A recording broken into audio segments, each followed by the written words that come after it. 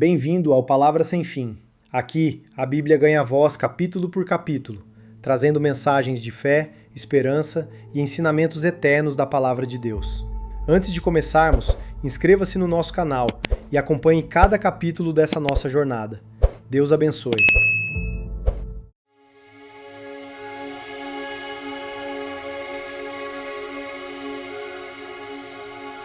Esdras, capítulo 1. No primeiro ano de Ciro, rei da Pérsia, em cumprimento à palavra do Eterno anunciada por Jeremias, o Eterno incitou Ciro, rei da Pérsia, a fazer um pronunciamento oficial em todo o seu reino. Ele o formulou da seguinte maneira: Decreto de Ciro, rei da Pérsia. O Eterno, o Deus dos céus, entregou-me todos os reinos da terra.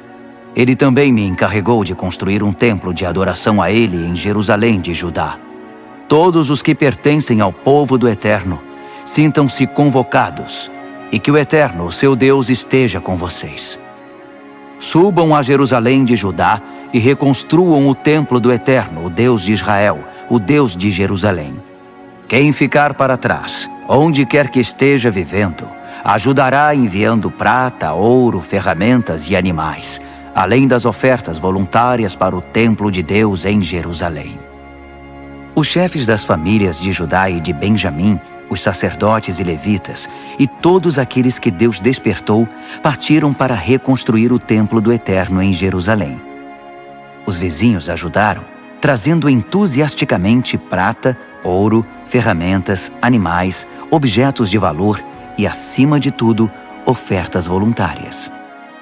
O rei Ciro também entregou a eles todos os objetos e utensílios do templo do Eterno que Nabucodonosor havia levado de Jerusalém e que estavam no templo dos seus deuses. O rei da Pérsia designou o tesoureiro Mitredate responsável pela transferência. Ele fez um levantamento completo daqueles itens e os entregou a Sesbazar, governador de Judá. Eis a lista: 30 bacias de ouro, 1000 bacias de prata, 29 panelas de prata, 30 tigelas de ouro, 410 tigelas de ouro de segunda linha, 1000 itens variados. Ao todo, Sesbazar levou consigo 5.400 objetos de ouro e de prata quando voltou com os exilados da Babilônia para Jerusalém. Esdras, capítulo 2. Estes são os habitantes da província que retornaram do cativeiro, os exilados que Nabucodonosor, rei da Babilônia, tinha levado cativo. Eles voltaram para Jerusalém e Judá, cada um para sua cidade. Acompanhavam Zorobabel, Jesua, Neemias, Seraías, Reelaías, Mardoqueu, Bilzã, Mispar, Bigvai, Reum e Baaná. Este é o número dos que retornaram, de acordo com sua família de origem. Parós, 2.172. Cefatias, 372. Ara, 775. Paate Moabe, descendentes de Jesua e Joabe, 2.812. Elão, 1.254. Zatu, 945. Zacai, 760.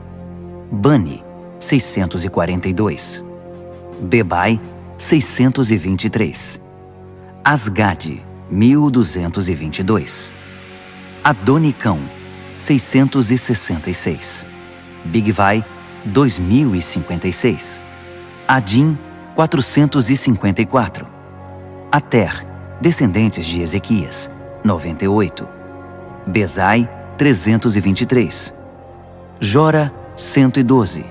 Rassum, 223. Gibar, 95. Israelitas identificados por lugar de origem: Belém, 123. Netofate, 56.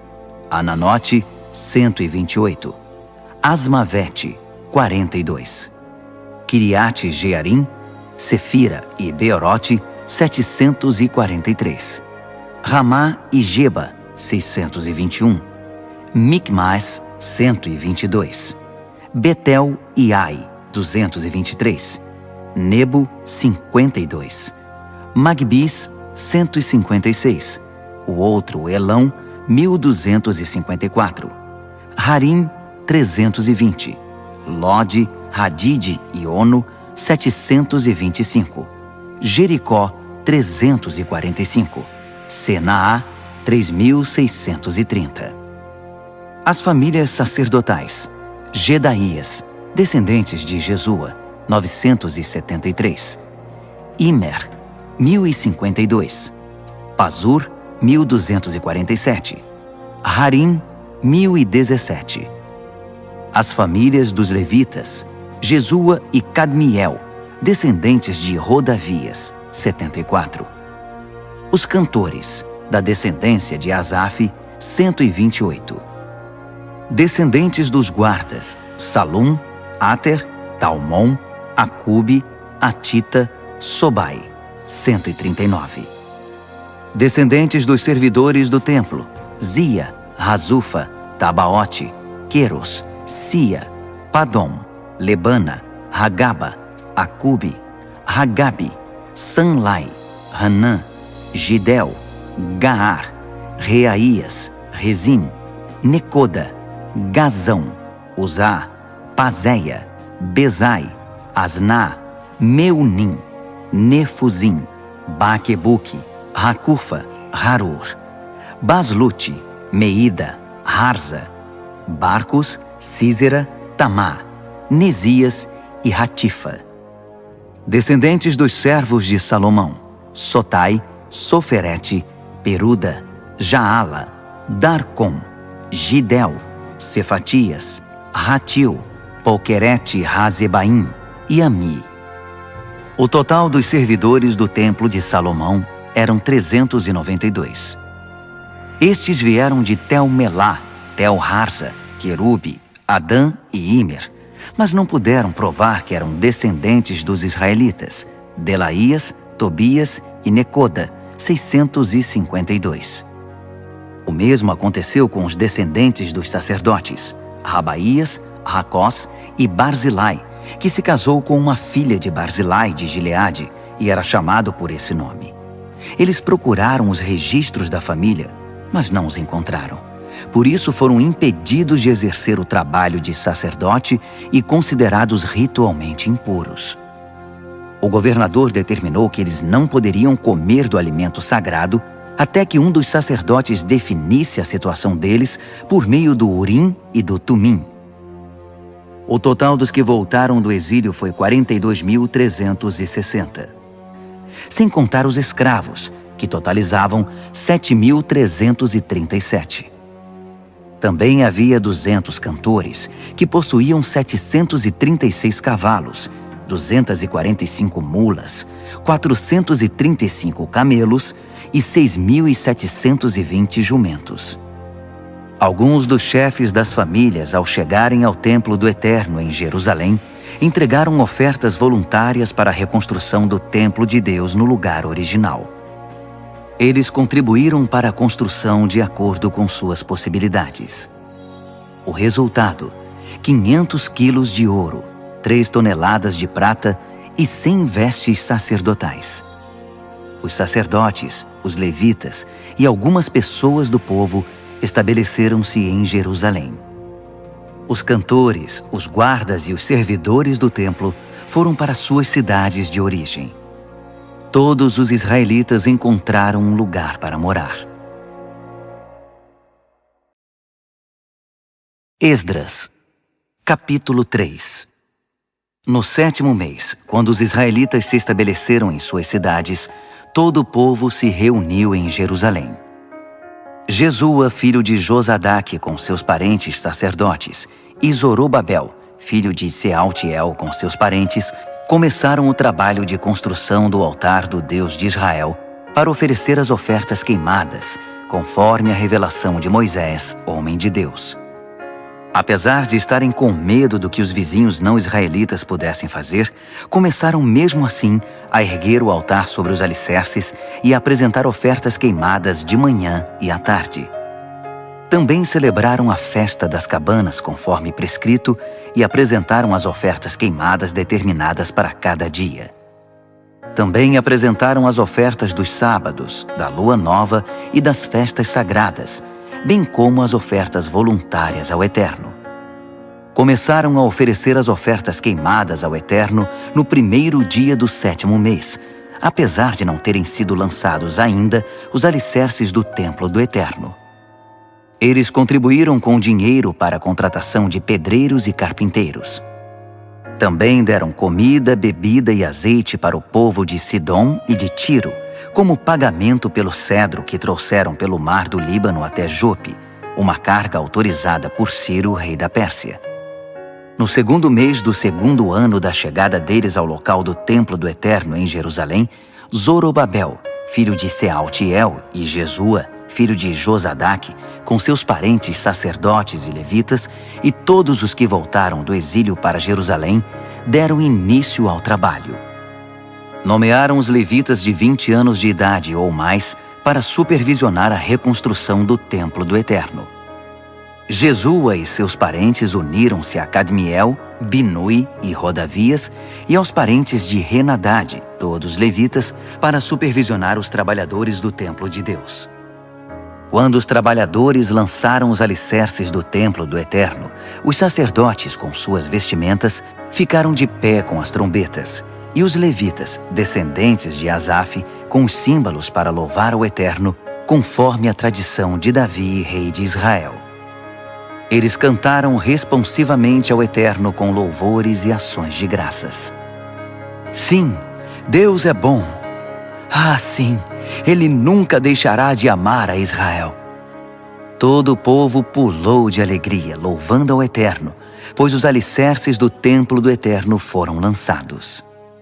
Enquanto a multidão cantava alegremente, muitos dos sacerdotes, levitas e chefes das famílias que tinham visto o primeiro templo choravam incontrolavelmente ao ver os alicerces do novo templo.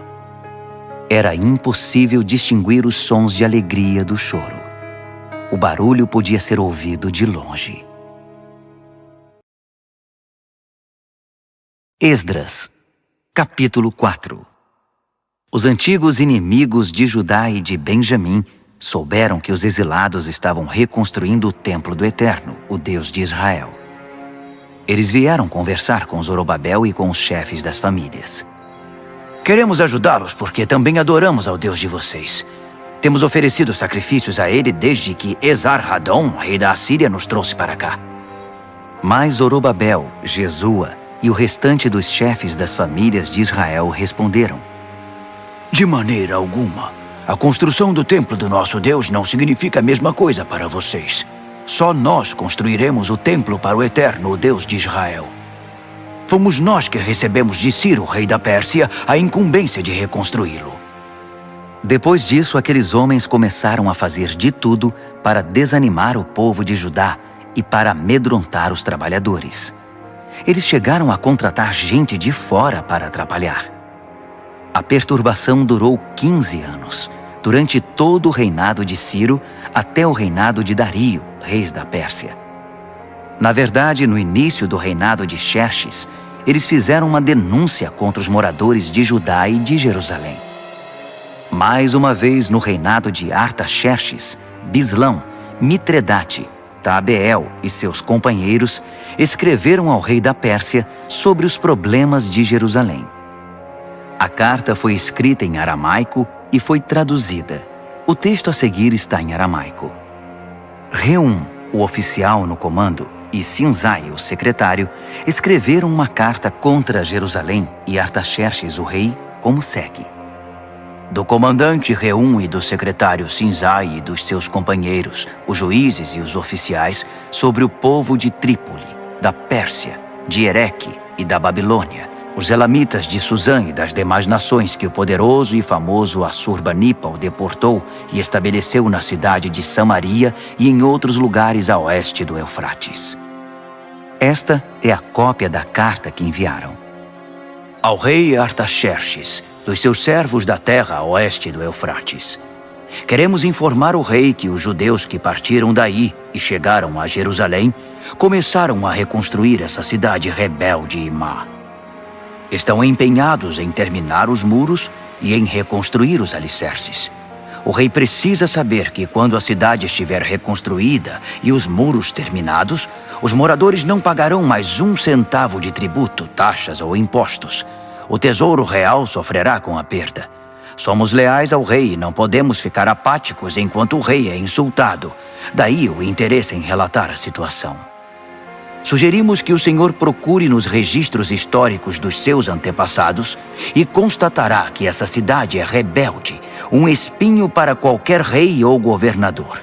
É um centro de conflitos e revoltas, e isso há muito tempo. Por isso a cidade foi destruída. Queremos que o rei saiba que se a cidade for reconstruída e seus muros restaurados, o senhor perderá o que tem nas províncias da além do Eufrates. O rei mandou a resposta ao comandante Reum, ao secretário Sinzai e ao restante dos seus companheiros que viviam em Samaria e em outras localidades a oeste do Eufrates. A paz esteja com vocês.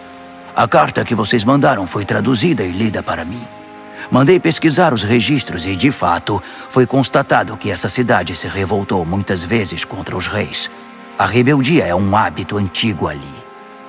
Descobri que houve reis poderosos que conquistaram terras a oeste do Eufrates e impuseram taxas, tributos e impostos.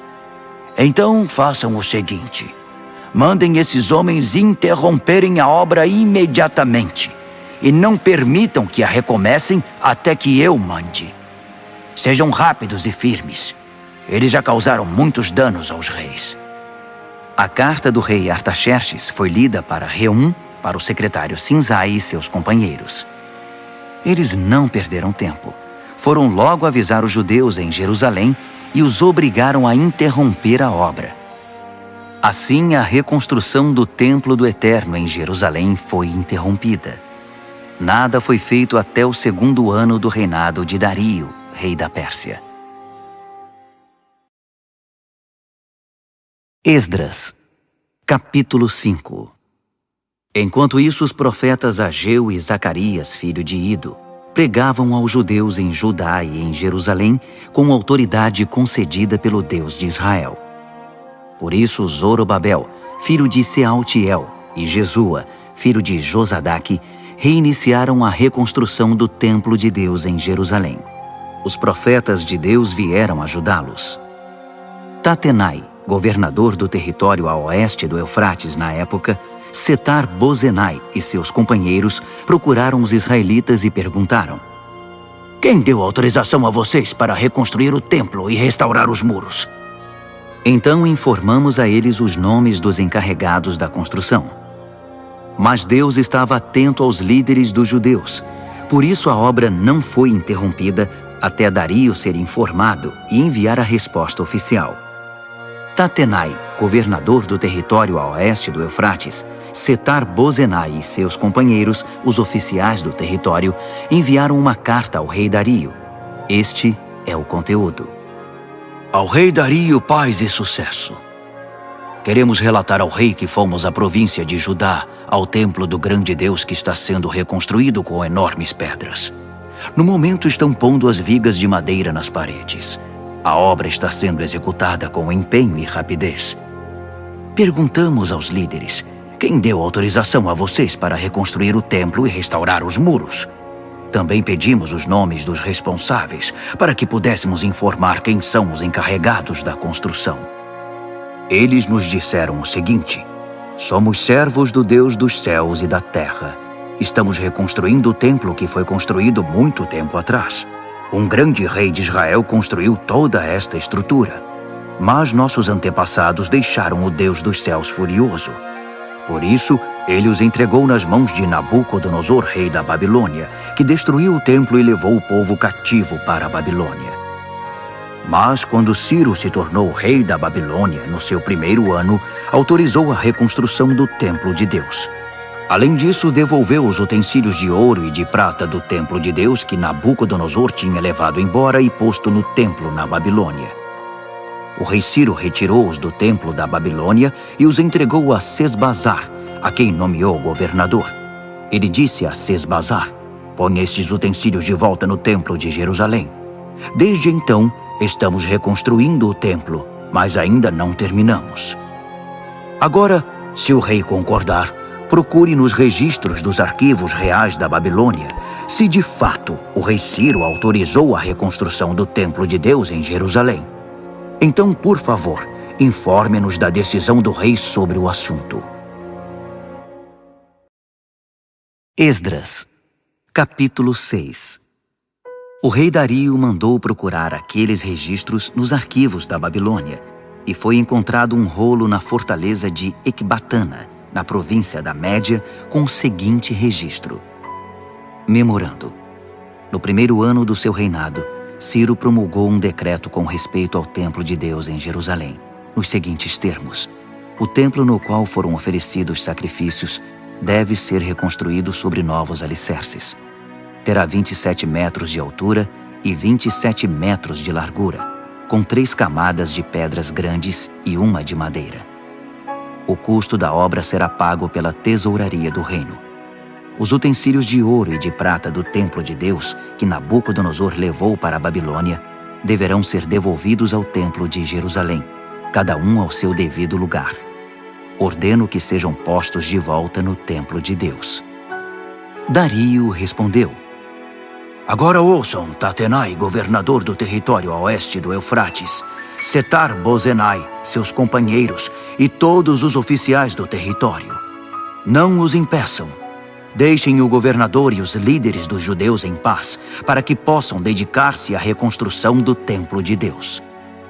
Portanto, determino oficialmente que vocês ajudem os líderes dos judeus na reconstrução do templo de Deus da seguinte forma. 1. Todos os custos da construção serão pagos pela tesouraria do reino, dos tributos arrecadados do território a oeste do Eufrates. Pague-nos em dia, para que a obra não seja interrompida. 2. O que for preciso para a adoração deles, novilhos, carneiros e cordeiros, para as ofertas queimadas ao Deus dos céus, e todo o trigo, sal, vinho e azeite que os sacerdotes de Jerusalém solicitarem, deve ser entregue a eles sem demora, para que possam oferecer seus sacrifícios ao Deus dos céus e orar pela vida do rei e dos seus filhos. Determino ainda que qualquer um que violar essa ordem seja pendurado numa viga tirada da própria casa do réu, depois que ela for reduzida a um monte de entulho. Que o Deus, cujo nome foi posto naquele local, destrua qualquer rei ou povo que ouse desrespeitar esse decreto e destruir o templo de Deus em Jerusalém. Eu, Dario, o decretei. Executem exatamente como está determinado e rapidamente. Tatenai, governador do território a oeste do Eufrates, Setar-Bozenai e seus companheiros cumpriram à risca o decreto de Dario. Assim, os líderes dos judeus deram prosseguimento à construção. A obra continuava exatamente como os profetas Ageu e Zacarias, filho de Ido, haviam anunciado. A obra foi terminada sob a ordem do Deus de Israel e a autorização de Ciro, Dario e Artaxerxes, reis da Pérsia. O templo foi concluído no dia 3 do mês de Adar, no 6º ano do reinado do rei Dario. Os israelitas, os sacerdotes, os levitas e o restante dos exilados celebraram entusiasticamente a dedicação do templo de Deus. Para a cerimônia de dedicação, ofereceram 100 novilhos, 200 carneiros e 400 cordeiros. Como oferta de perdão, ofereceram 12 cabritos, um para cada tribo de Israel. Distribuíram os sacerdotes pelos seus turnos e os levitas conforme suas funções no serviço de Deus em Jerusalém, tudo de acordo com o que está escrito no livro de Moisés. No dia 14 do primeiro mês, os exilados celebraram a Páscoa. Todos os sacerdotes e levitas, sem exceção, se consagraram. Estavam todos ritualmente puros, e os levitas ofereceram um cordeiro da Páscoa pelos exilados, por seus companheiros sacerdotes e por si mesmos. Os israelitas que voltaram do exílio e todos os que abandonaram as práticas profanas das nações vizinhas para se unir a eles e buscar o Eterno, o Deus de Israel, participaram da refeição da Páscoa. os 7 dias da festa dos pães sem fermento foram uma alegre celebração. O Eterno tinha mesmo dado a eles razão para muita alegria, pois havia mudado a mente do rei da Assíria e conquistado para eles seu apoio na construção do templo de Deus, o Deus de Israel. Esdras, capítulo 7. A chegada de Esdras se deu após esses acontecimentos. Foi durante o reinado de Artaxerxes, rei da Pérsia. Esdras era filho de Seraías, filho de Azarias, filho de Ilquias, filho de Salum, filho de Zadoque, filho de Aitube, filho de Amarias, filho de Azarias, filho de Meraiote, filho de Zeraías, filho de Uzi, filho de Buque, filho de Abizua, filho de Finéias, filho de Eleazar, filho de Arão, o sacerdote principal. Esse era Esdras. Ele veio da Babilônia e era profundo conhecedor da revelação de Moisés, dada pelo Eterno, o Deus de Israel. Como a mão do Eterno estava com Esdras, o rei concedeu tudo o que ele havia pedido. Alguns israelitas, os sacerdotes, os levitas, os cantores, os guardas e os servidores do templo o acompanharam na viagem a Jerusalém, no 7º ano do reinado de Artaxerxes. Eles chegaram no 5º mês daquele ano. Esdras tinha saído da Babilônia no 1º dia do 1º mês, e a chegada a Jerusalém aconteceu no 1º dia do 5º mês, sob a direção protetora de Deus. Esdras dedicou-se a estudar e a praticar a revelação de Deus, e a ensinar aos israelitas as verdades contidas no livro. Esta é a carta que o rei Artaxerxes entregou a Esdras, sacerdote e estudioso, mestre em questões relativas aos ensinamentos do Eterno para Israel. Artaxerxes, rei dos reis, ao sacerdote Esdras, estudioso dos mandamentos do Deus do céu. Paz e sucesso. Estabeleço por meio deste decreto que qualquer israelita cidadão do meu reino que queira subir a Jerusalém, até mesmo os seus sacerdotes e levitas, estão autorizados a ir. Vocês estão sendo enviados pelo rei e seus 7 conselheiros para verificar como está Judá e Jerusalém em relação à obediência ao ensino do seu Deus, que vocês estão levando em mãos. Vocês também estão autorizados a levar a prata e o ouro que o rei e os seus conselheiros estão doando para o Deus de Israel, que habita em Jerusalém, e a prata e o ouro arrecadados por meio da contribuição generosa de toda a Babilônia, incluindo a do povo e dos sacerdotes, para o templo do seu Deus em Jerusalém. Utilizem esse dinheiro criteriosamente para comprar bois, carneiros, cordeiros e os ingredientes para as ofertas de cereal e de bebida. Depois, ofereçam-nas sobre o altar do templo do seu Deus em Jerusalém. Fiquem à vontade para utilizar o restante da prata e do ouro naquilo que vocês e seus parentes acharem melhor, conforme a vontade do seu Deus. Entreguem ao Deus de Jerusalém os utensílios que foram devolvidos a vocês para o serviço no templo do seu Deus. Se precisarem de mais alguma coisa para o templo, paguem com os recursos da tesouraria do reino. Eu, o rei Artaxerxes, autorizo solenemente e determino a todos os tesoureiros do território a oeste do Eufrates que forneçam ao sacerdote Esdras, o estudioso dos mandamentos do Deus do céu, tudo de que ele precisar, até a quantia de 3,5 toneladas de prata, 100 tonéis de trigo, 10 barris de vinho, 10 barris de azeite e sal à vontade. Tudo o que o Deus dos céus exigir para o templo deve ser entregue sem hesitação, porque o rei e seus filhos arriscariam provocar sua ira.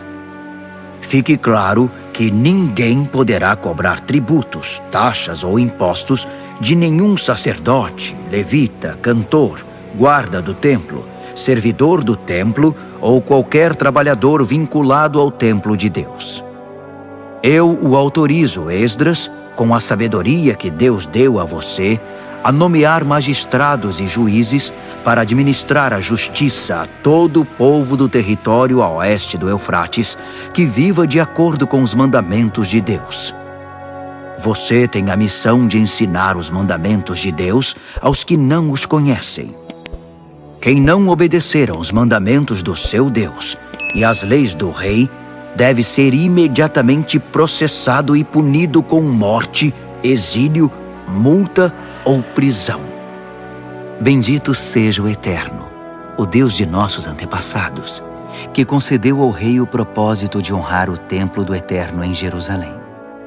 Além do mais, Deus fez que o rei e todos os seus conselheiros e oficiais influentes fossem benevolentes para comigo. O Eterno, meu Deus, esteve ao meu lado. Por isso estou pronto para ir. Já organizei a viagem de todos os líderes de Israel que irão me acompanhar. Esdras, capítulo 8. Estes foram os chefes das famílias e os que se alistaram para sair comigo da Babilônia, no reinado do rei Artaxerxes. Da família de Finéias, Gerson; família de Itamar, Daniel; família de Davi, Atos; família de Secanias; família de Parós, Zacarias com 150 homens registrados; família de Paate-Moabe, Elioenai, filho de Zeraías com 200 homens; família de Zatu, Secanias, filho de Jeeziel, com 300 homens; família de Adim, Ebede, filho de Jonatas, com 50 homens; família de Elão, Jesaías, filho de Atalias, com 70 homens; família de Cefatias, Zebadias, filho de Micael, com 80 homens; família de Joabe, Obadias, filho de Jeiel, com 218 homens; família de Bani, Selomite, filho de Josifias, com 160 homens;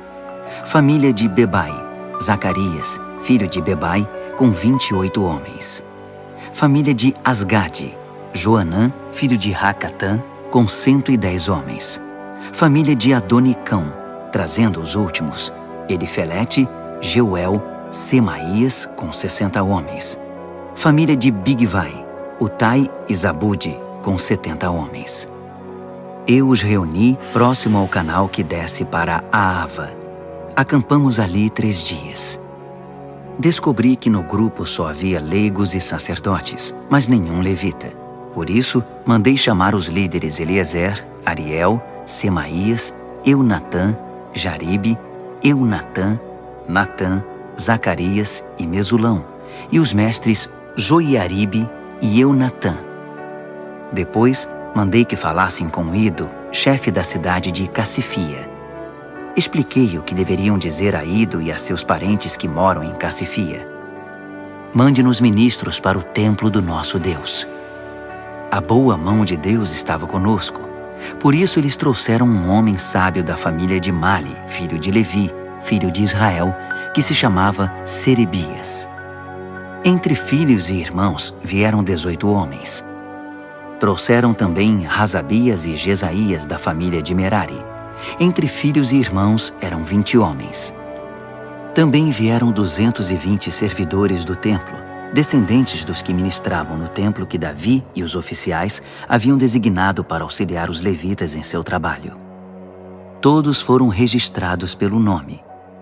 Perto do canal de Aava, proclamei um jejum, pois era hora de demonstrar humildade diante do nosso Deus e de orar por sua orientação e proteção na viagem, pelas pessoas e pelos bens que estávamos transportando.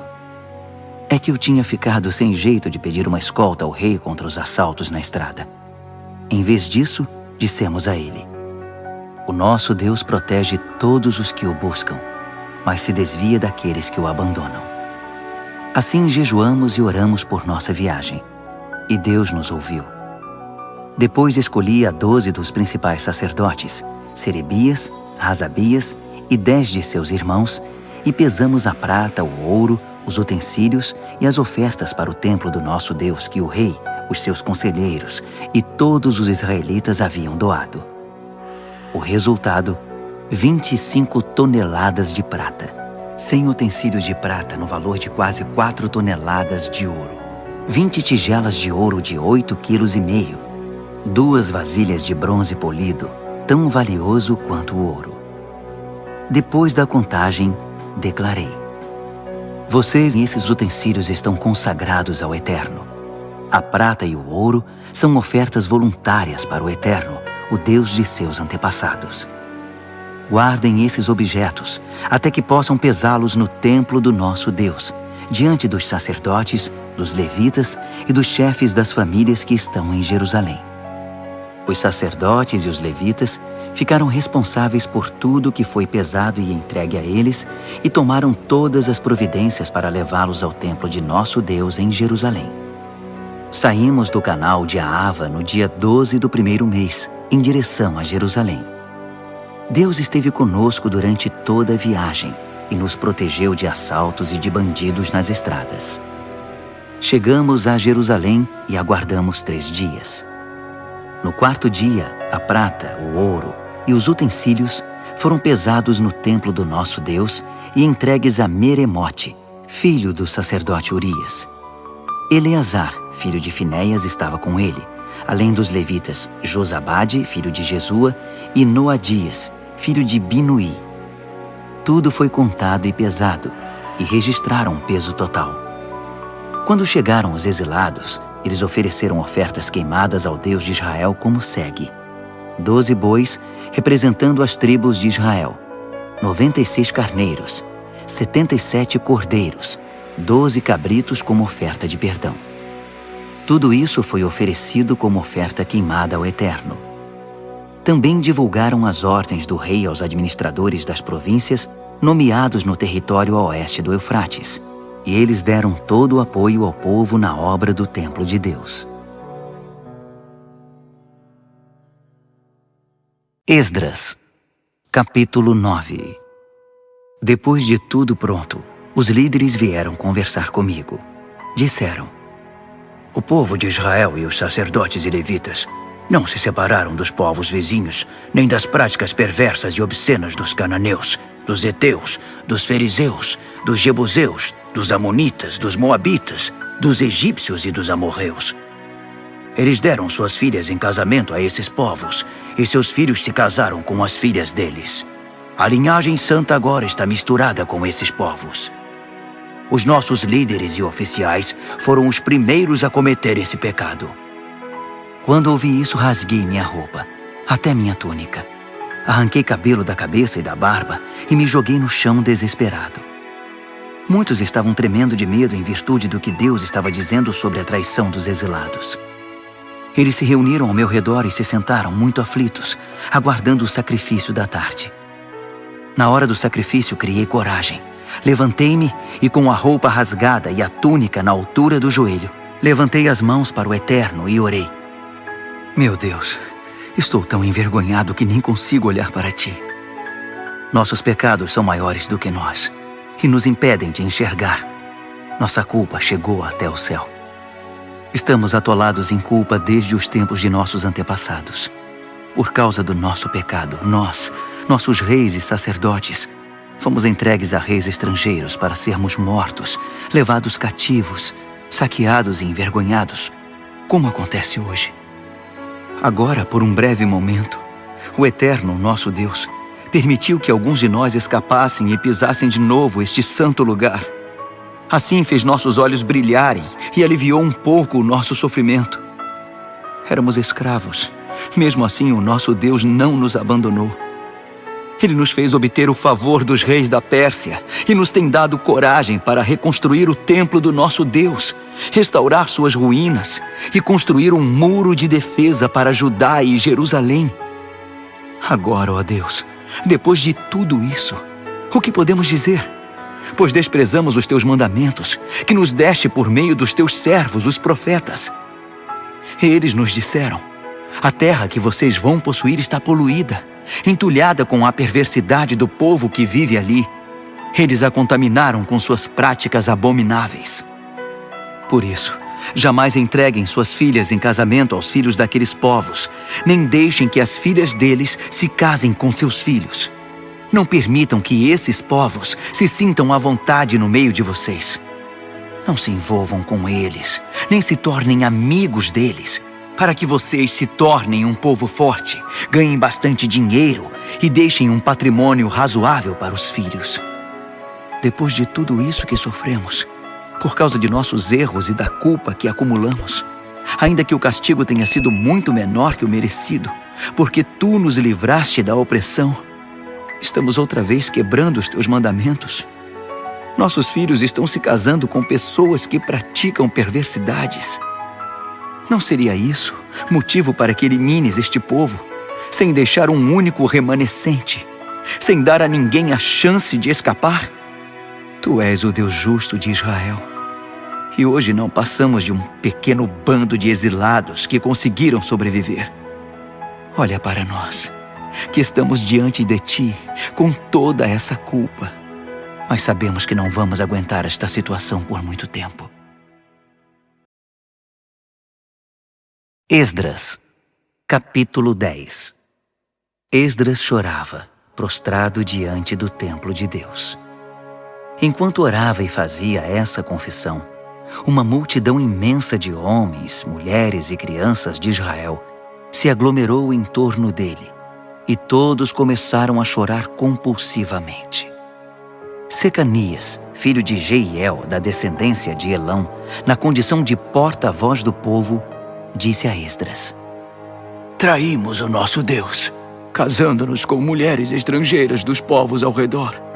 Mas nem tudo está perdido, ainda há esperança para Israel. Vamos fazer uma aliança agora mesmo com o nosso Deus.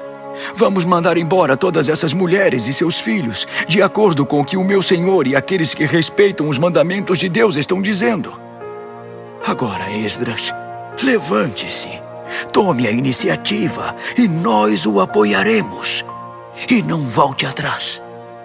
Assim Esdras arrancou dos sacerdotes, dos levitas e de todo Israel a promessa solene de acatar a proposta de Secanias. E eles honraram a promessa. Esdras deixou a praça que ficava em frente do templo de Deus e foi para a casa de Joanã, filho de Eliasibe, onde se hospedou. Ele continuou jejuando sem comer nem beber nada e chorando por causa da traição dos exilados. Depois disso, foram enviados mensageiros a todo o território de Judá e por toda Jerusalém, convocando os exilados a se reunirem em Jerusalém. Quem não aparecesse dentro de 3 dias, conforme a decisão dos líderes e das autoridades, teria seus bens confiscados e seria eliminado da comunidade. 3 dias depois, todos os homens de Judá e de Benjamim estavam em Jerusalém. No dia 20 do 9º mês, todos se sentaram na praça em frente do templo de Deus, impacientes, inquietos e ansiosos por causa da relevância do assunto da reunião e porque chovia muito. Finalmente, o sacerdote Esdras levantou-se e declarou: Vocês são traidores! Casaram-se com mulheres estrangeiras e assim aumentaram a culpa de Israel. Agora reconheçam seu erro diante do Eterno, o Deus de seus antepassados, e façam o que ele exige de vocês. Mantenham distância dos povos da terra e separem-se das mulheres estrangeiras. Toda a congregação respondeu a uma só voz: Sim, faremos tudo o que você mandar. Mas havia uma ressalva. Veja bem, tem muita gente aqui e estamos na época da chuva. Você não espera que resolvamos isso agora, debaixo de chuva, não é? Vai ser preciso esperar um pouco, porque foram muitos os que cometeram esse erro. Devemos deixar que nossos líderes decidam pela congregação e que cada homem que vive em nossas cidades e tenha se casado com uma estrangeira compareça aqui numa data determinada, acompanhado das autoridades e dos juízes da cidade. Faremos isso até que o furor da ira do nosso Deus se afaste de nós. Os únicos que se opuseram à sugestão foram Jonatas, filho de Azael, e Jazeías, filho de Tiquivá, apoiados por Mesulão e pelo levita Sabetai.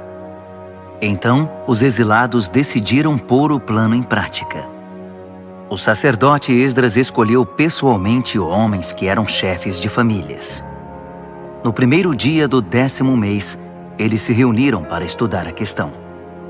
No primeiro dia do primeiro mês, todos os casos de homens que haviam se casado com mulheres estrangeiras estavam resolvidos. Entre as famílias dos sacerdotes, os que se casaram com mulheres estrangeiras foram: da família de Jesua, filho de Josadaque e seus irmãos, Maazéias, Eliezer, Jaribe e Gedalias. Todos se comprometeram em despedir suas mulheres e deram um aperto de mão, como sinal de compromisso. Também trouxeram um carneiro do rebanho como oferta de reparação. Da família de Imer, Hanani e Zebadias. Da família de Harim, Maazéias, Elias, Semaías, Jeiel e Uzias.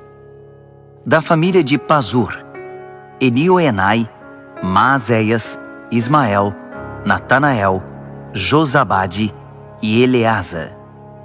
Entre os levitas, Josabade, Simei, Quelaías, isto é, Quelita, Petaías, Judá e Eliezer.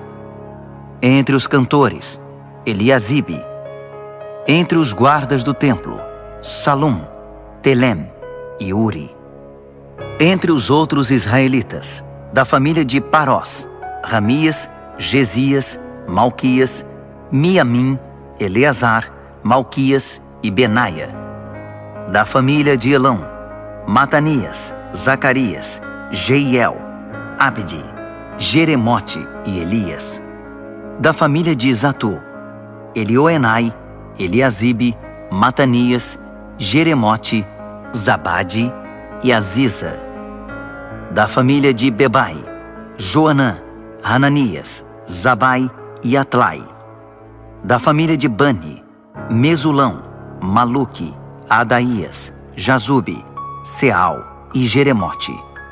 Da família de Paate Moabe, Adna, Quelau, Benaia, Maazéias, Matanias, Bezalel, Binui e Manassés. Da família de Harim, Eliezer, Isias, Malquias, Semaías, Simeão, Benjamim, Maluque e Semarias. Da família de Hassum, Matenai, Matatá, Zabade, Elifelete, Jeremai, Manassés e Simei. Da família de Bani, Maadai, Anrão, Uel, Benaia, Bedias, Queluí, Vânias, Meremote, Eliasibe, Matanias, Matenai e Jaazai.